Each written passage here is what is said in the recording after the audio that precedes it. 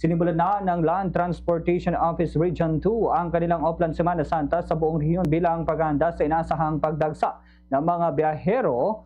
Ngayon pong mahal na araw, sa panayam ng Bombo Radio Kawayan kay Chief Marjon Deray ng LTO Rojas, sinabi niya na kahapon pa lamang ay formal nang sinimulan ang operasyon kung saan naglatag sila ng mga assistance desk sa iba't ibang bahagi ng rehiyon.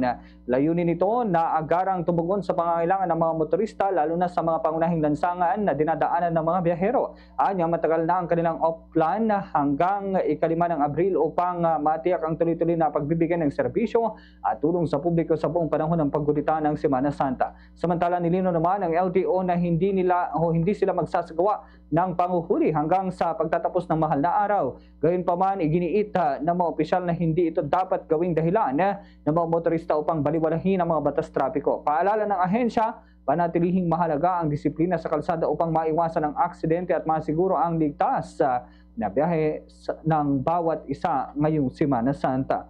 Ganito ang bahagi ng pahayag ni Chief Marjon Deray ng LTO Rojas. Main purpose po natin dito ay magbigay ng assistance, magbigay ng nagbibigay tayo ng mga flyers, nagbibigay tayo ng mga tubig para sa mga biyahero natin. Ito po ay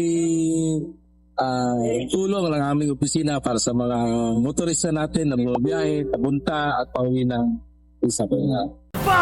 Sa Radyo Bombo!